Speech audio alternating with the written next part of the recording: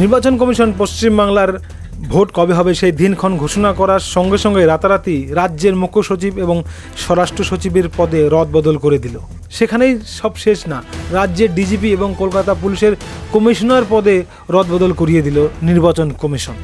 নির্বাচন কমিশন হালকাভাবে নিচ্ছে না পশ্চিমবাংলার এবার ভোট।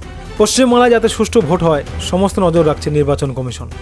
প্রায় 2 লক্ষ কেন্দ্রীয় বাহিনী নামিয়ে দেবে নির্বাচন কমিশন সুষ্ঠু ভোট করার জন্য। 2 দফায় ভোট করবে।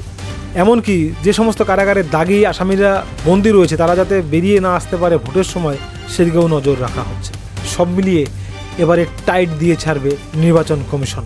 আর এই সমস্ত দেখে রীতিমতো তৃণমূলে কম্পন শুরু হয়ে গেছে। তবে যাই হোক, এই সমস্ত কড়া ব্যবস্থা দেখে একটাই কথা মনে পড়ছে, রাজ্যে এবার পালাবদল শুধু সময়ের অপেক্ষা।